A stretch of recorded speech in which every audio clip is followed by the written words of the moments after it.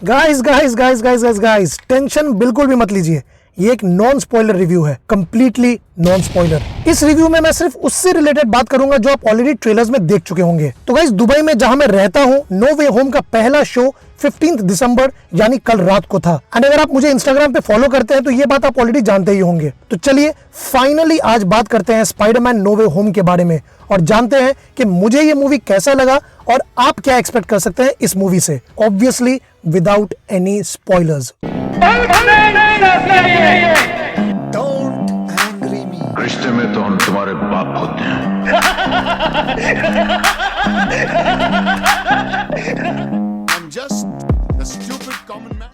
अब देखिए गाइस, इस मूवी का जैसा क्रेज था वैसा क्रेज शायद सिर्फ 2019 में एवेंजर्स एंड गेम के लिए था। इनफैक्ट मुझे तो लगता है कि नो वे होम का क्रेज कुछ ज्यादा ही था, क्योंकि जिस हिसाब से मूवी टिकट सोल्ड आउट हुए हैं दैट वाज अनरियल। लकीली जैसे ही टिकट बुकिंग स्टार्ट हुआ मैं वैसे ही अपना टिकट बुक कर लिया and finally I have seen it. सारे क्वेश्चंस, सारे थ्योरीज जो ना जाने कब से मेरे दिमाग में और इंटरनेट में घूम रहा था, सब क्लियर हो गया है and honestly I can't wait for you guys to watch it.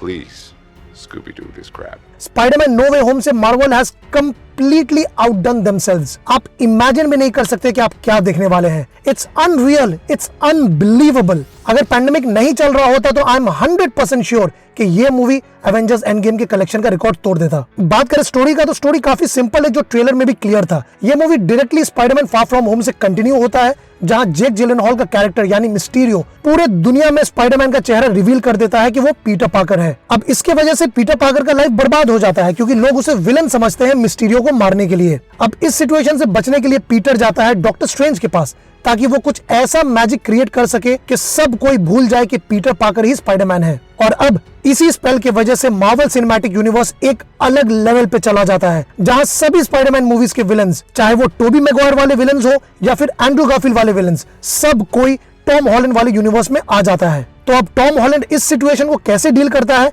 इसी के अराउंड रिवॉल्व करता है ये पूरा मूवी। अराउंड 2.5 घंटे का ये मूवी, जो स्पाइडरमैन की होम सीरीज में सबसे लंबा मूवी है, आपको बहुत ही छोटा लगेगा।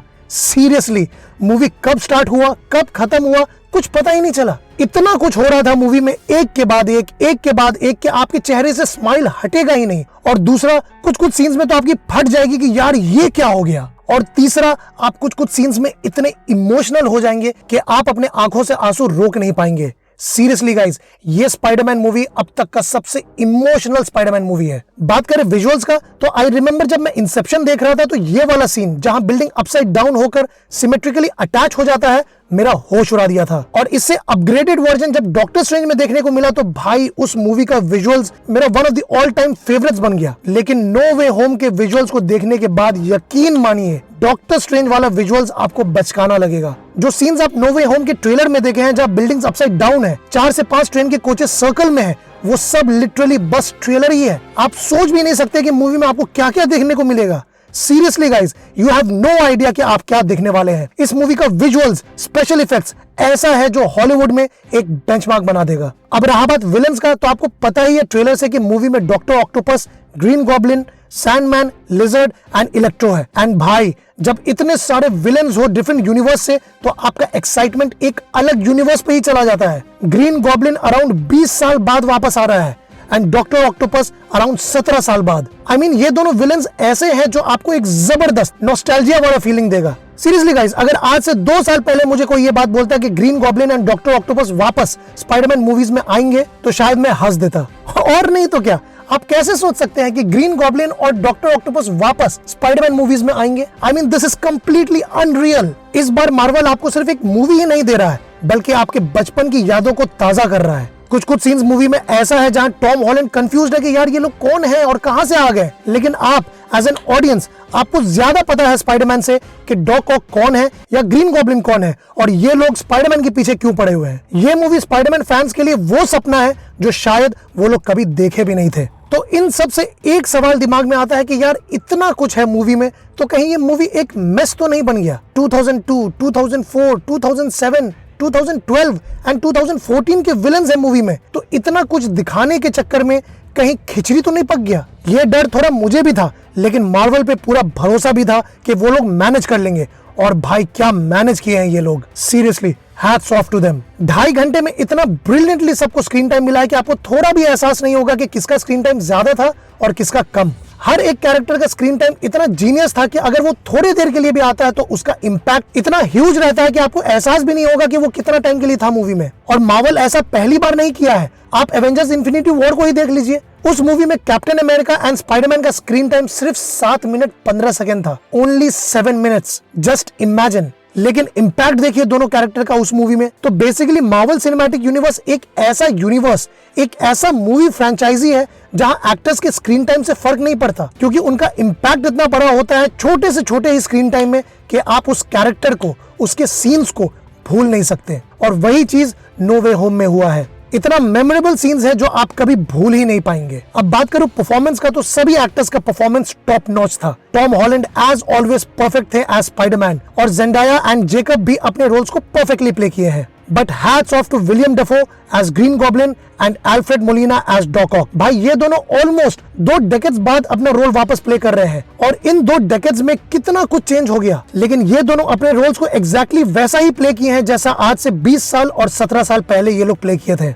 आई रिमेंबर जब मैं कल जिमी किमेल का इंटरव्यू देख रहा था तो वहां टॉम हॉलैंड भी इस बात को मेंशन किया था कि विलियम डेफो एंड अल्फ्रेड के लिए सबसे बड़ा चैलेंज था अपने कैरेक्टर्स को उसी तरह प्ले करना जैसा वो पहले किए थे, और ये दोनों कैरेक्टर्स ऐसा परफॉर्मेंस दिए हैं जैसे ये लोग आज तक उस सूट को उतारे ही नहीं है। तो गाइस ओवरऑल ये movie one of the best Marvel movies to be ever made है, hands down one of the best if not the best. ये क्लियरली मेरा फेवरेट स्पाइडरमैन मूवी बन गया है because of so many reasons. और movie के start होने से लेकर एंड तक आपका नजर स्क्रीन से हटेगा ही नहीं। भाई इतना कुछ हो रहा है मूवी में कि आपको टॉयलेट जाने का भी टाइम नहीं मिलेगा, इसलिए अगर आपको टॉयलेट लग रहा है तो भाई लोग टॉयलेट पहले से चले जाओ, क्योंकि मेरे शो में तो इंटरवल था ही नहीं। ये मूवी एक परफेक्ट एंड है स्पाइडरमैन के इस होम सीरीज का, और एक तरह से ये स्पाइडरमैन का एंड गेम है, इसलिए टिश्यू भी रेडी रखिए क्योंकि आप बहुत ही इमोशनल होने वाले हैं इस मूवी में। वैसे ये बात तो बोलना ही पड़ेगा कि सारे कैरेक्टर्स तो परफेक्ट थे ही, लेकिन William Dafoe as Green Goblin भाई आग था आग।